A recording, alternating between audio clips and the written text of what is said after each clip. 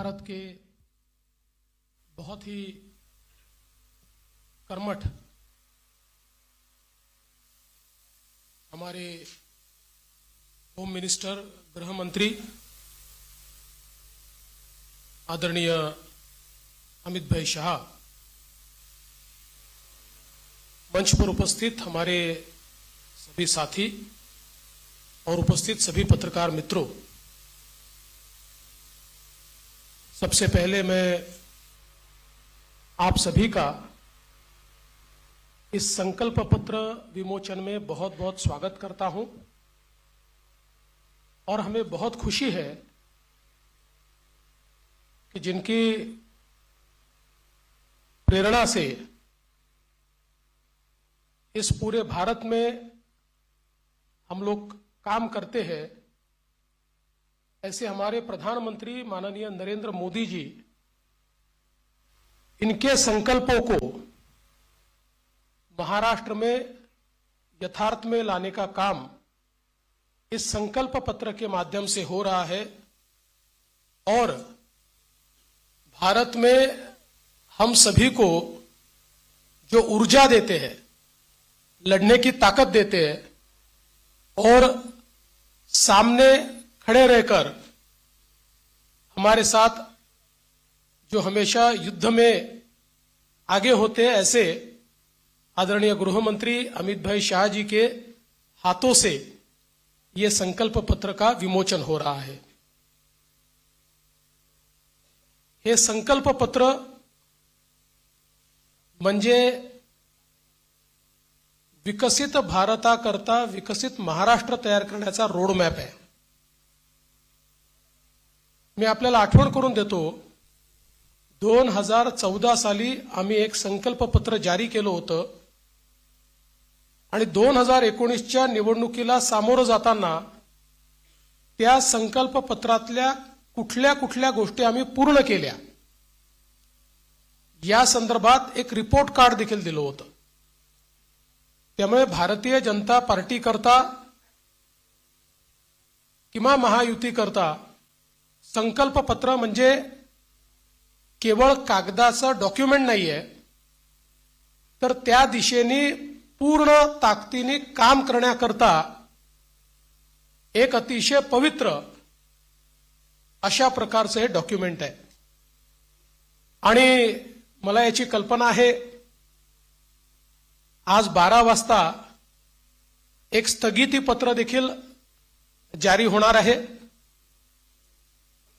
या महाराष्ट्रामध्ये ज्यांना केवळ चालणाऱ्या प्रोजेक्ट्सला स्थगिती देण्यामध्ये रस आहे, अशा लोकांचं एक पत्र 12 वाजता या ठिकाणी येणार आहे। पण मी एकच गोष्ट सांगू इच्छितो, महाराष्ट्रातल्या जनतेचा विश्वास हा निश्चितपणे महायुतीवर आहे, भारतीय जनता पक्षावर आहे। आजचं जे संकल्प पत्र आहे याच्यामध्ये अनेक गोष्टी आहेत, पण ज्या 25 गोष्टी आम्ही हायलाइट केलेल्या आहेत, या 25 गोष्टींमध्ये 10 गोष्टी, आमचे पहिले 10 मुद्दे हे जो आम्ही महायुतीचा 10 कलमी कार्यक्रम म्हणून घोषित केला, तेच 10 मुद्दे आमचे असणार आहेत। ज्याच्यामध्ये लाडक्या बहिणींना पुढच्या काळामध्ये 1500च्या ऐवजी 2100 रुपये देण्याचा आमचा संकल्प आहे। शेतकऱ्यांची कर्जमाफी करण्याचा आमचा संकल्प आहे, कारण शेतकऱ्यांना आम्ही ऑलरेडी मोफत वीज दिलेली आहे, पण शेतकऱ्यांची कर्जमाफी आम्ही करतो आहोत। आणि त्यासोबत आम्ही भावांतर योजना आणतो आहोत। म्हणजे हमी भावापेक्षा जर कमी भावामध्ये मार्केटची खरेदी सुरू झाली तर हमी भावाने खरेदी तर करूच, पण ज्या ठिकाणी हमी भावाने खरेदी होणार नाही त्या ठिकाणी भावांतर योजना राबवून जो काही मधला डिफरन्स आहे तो थेट शेतकऱ्याच्या खात्यामध्ये टाकण्याचा निर्णय आम्ही घेतलेला आहे। आणि हे आम्ही मागच्या वर्षी देखील करून दाखवलं। आपल्याला कल्पना आहे की आंतरराष्ट्रीय बाजारपेठेमुळे कापूस आणि सोयाबीनचे भाव पडल्यानंतर आम्ही लोकसभेपूर्वी निर्णय घेतला होता की भावांतर योजनेतनं आम्ही पैसे देऊ, आचारसंहिता संपल्याबरोबर ते पैसे थेट शेतकऱ्यांच्या खात्यामध्ये आम्ही दिले आहेत. आम्ही या ठिकाणी प्रत्येक गरिबाला अन्न आणि निवाऱ्याचा हक्क हा देण्याचा निर्णय घेतलेला आहे. आणि जी वृद्ध पेन्शन योजना आपण चालवतो, ज्याच्यामध्ये 1500 रुपये आपण देतो, ते 1500 रुपयावरनं 2100 रुपये आपण करण्याचं ठरवलंय. किंबहुना अशा प्रकारच्या सहाय्यतेच्या जेवढ्या योजना आहेत, मागच्या काळामध्ये महायुतीच्या सरकारने 1500 रुपये केले होते, ते 1500 रुपयाचे 2100 रुपये आता पुन्हा महायुतीचं सरकार आल्यानंतर आम्ही त्या ठिकाणी करणार आहोत. यासोबत ज्या जीवनावश्यक वस्तू आहेत त्यांचे भाव स्थिर ठेवण्याकरता आम्ही त्या ठिकाणी मार्केट इंटरव्हेन्शन करणार आहोत. येत्या काळामध्ये 25 लाख रोजगाराची निर्मिती ही महाराष्ट्रामध्ये करण्याचं लक्ष्य आम्ही ठेवलंय. आत्ता ज्या गतिशीलतेनं महाराष्ट्रामध्ये औद्योगिकरण होत आहे आणि एफडीआय मध्ये देशाच्या 52% एफडीआय आपल्याकडे आलाय, मला विश्वास आहे की 25 लाख रोजगाराच्या संधी आम्ही तयार करू. आणि त्याचसोबत 10 लाख विद्यार्थ्यांना या ठिकाणी विद्यावेतनाच्या माध्यमातून आम्ही त्या ठिकाणी नोकऱ्या करण्याकरता किंवा त्यांना रोजगार देण्याकरता अग्रसर असणार आहोत.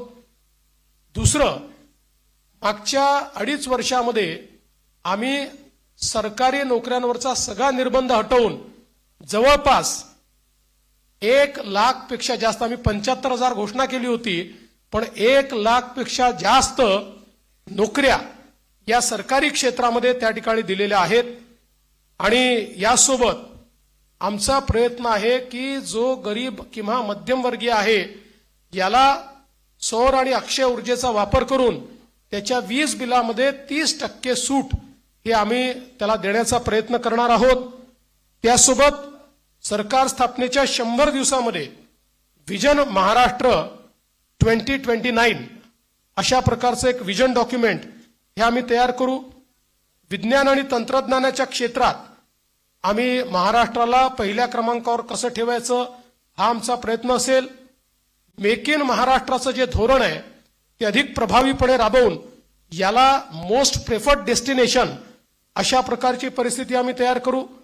महाराष्ट्राला फिनटेक आणि एआय याचा हब म्हणून आम्ही तयार करू. फिनटेक आणि एआय मध्ये सर्वात जास्त पुढच्या काळामध्ये रोजगाराची निर्मिती होणार आहे आणि त्याचं सर्वात मोठं केंद्र हे महाराष्ट्र असेल. यासोबत एरोनॉटिकल आणि स्पेस या क्षेत्रामध्ये उत्पादनाच्या संधी आहेत, त्या संदर्भात आमचं सरकार काम करेल. आम्ही असं ठरवलंय की शेतकरी या ठिकाणी जे काही खत खरेदी करतात त्याच्यावर जो एसजीएसटी आम्हाला मिळतो तो एसजीएसटी आम्ही शेतकऱ्यांना परत करणार आहोत. त्यासोबत आम्ही शेतकऱ्यांकरता मोठ्या प्रमाणात जी मूल्य साखळी आहे ती मूल्य साखळी तयार करण्याचा आमचा प्रयत्न असणार आहे, जेणेकरून शेतमालाला त्या ठिकाणी मोठ्या प्रमाणात भाव मिळेल. 2027 पर्यंत आता महाराष्ट्रामध्ये 11 लाख लखपती निधी आम्ही तयार केलेले आहेत. 2027 पर्यंत 50 लाख लखपती निधी या महाराष्ट्रामध्ये तयार करण्याचा आमचा संकल्प आहे. अक्षय अन्न योजना ही गरिबांकरता सुरू करण्याचा आमचा संकल्प आहे. आणि या ठिकाणी महारथी म्हणजे Maharashtra advance robotic and AI training hub initiative या नावानं मोठ्या प्रमाणात लॅब्स आम्ही तयार करणार आहोत, ज्यातनं या क्षेत्रातली ट्रेंड मॅनपॉवर ही आपल्या कॉलेजेसमध्ये आणि शाळेमध्ये सुरू होईल आणि पुढच्या काळात ती पूर्णपणे तयार असेल. महाराष्ट्रामध्ये कौशल्य जनगणना आम्ही करणार आहोत, स्किल सेन्सस, आणि त्या स्किल सेन्ससच्या आधारावर वेगवेगळ्या सेक्टरमध्ये कुठे इंटरव्हेन्शन करण्याची गरज आहे आणि कशा प्रकारे त्या स्किलचा वापर करण्याची गरज आहे याचा प्रयत्न आम्ही करणार आहोत. यासोबत छत्रपती शिवाजी महाराज आकांक्षा केंद्र हे आम्ही तयार करणार आहोत, ज्याच्यामध्ये कोवर्किंग स्पेसेस असतील, इन्क्युबेशनच्या सुविधा असतील, ज्यातनं स्टार्टअप्समध्ये मोठ्या प्रमाणात विद्यार्थी असो किंवा स्टार्टअप करणारे जे नवतरुण असतील या सगळ्यांना एकत्रितपणे शेअर्ड पद्धतीनं सगळ्या प्रकारच्या प्लग अँड प्लेच्या सुविधा आम्ही देऊ, त्यांना इन्व्हेस्टमेंट न करता आपला व्यवसाय हा त्या ठिकाणी सुरू करता येईल। उद्योजकांना देखील नवीन उद्योजक तयार करण्याकरता 15 लाखापर्यंत बिनव्याजी कर्ज हे देण्याचा आमचा प्रयत्न आहे। आमचे जे विविध महामंडळ आम्ही तयार केलेले आहेत विविध घटकांकरता, त्यांना हे बिनव्याजी कर्ज 15 लाखापर्यंत देण्याचा आमचा निर्णय। यासोबत ओबीसी असतील, ईबीसी असतील, ईडब्ल्यू असतील, एनटी असतील, व्हीजेएनटी असतील आणि अर्थातच एससी आणि एसटी असतील, या सगळ्यांना शिक्षण शुल्क आणि परीक्षा शुल्काची प्रतिपूर्ती करायची हा निर्णय देखील या ठिकाणी आम्ही घेतलेला आहे। युवांमध्ये मोठ्या प्रमाणात फिटनेस असला पाहिजे, या दृष्टीनं स्वामी विवेकानंद युवा आरोग्य आणि फिटनेस कार्ड हे आम्ही तयार करणार आहोत आणि युवांच्या फिटनेस करता एक मोठी मोहीम हातामध्ये घेऊन क्रीडा क्षेत्रामध्ये आणि फिटनेसच्या क्षेत्रामध्ये मोठ्या प्रमाणात संधी उपलब्ध करून देण्याचा आमचा प्रयत्न आहे। गडकिल्ल्यांच्या विकासाकरता प्राधिकरण हे तयार करण्याचा आमचा मानस आहे। मागच्या काळात काही गडकिल्ल्यांकरता आपण केला, पण सर्व गडकिल्ल्यांचं संवर्धन करणारं एक प्राधिकरण हे या ठिकाणी आम्ही तयार करणार आहोत आणि ज्येष्ठ नागरिकांना प्राधान्य देण्याच्या दृष्टीनं एक ज्येष्ठ नागरिकांसाठी विविध सेवा देणारं धोरण, आज आपल्याकडे आपण अनेक सेवा देतो, पण त्या सगळ्या ज्या सेवा आहेत या सेवांचं एक एकत्रित धोरण हे तयार करण्याचा आमचा प्रयत्न आहे। एकूणच जर आपण विचार केला तर प्रधानमंत्री महोदयांनी आपल्याला जो काही संदेश या ठिकाणी दिलाय की गरीब, शेतकरी, महिला आणि युवा हे जे 4 घटक आहेत जे विकसित भारत तयार करणार आहेत, या 4 घटकांना समोर ठेवून आणि त्यांच्यासोबत सिनियर सिटीजन्सला सोबत ठेवून सर्व जाती धर्माचे लोक हे या ठिकाणी आमच्या योजनांमुळे लाभान्वित होतील अशा प्रकारचं एक संकल्पपत्र तयार केलंय।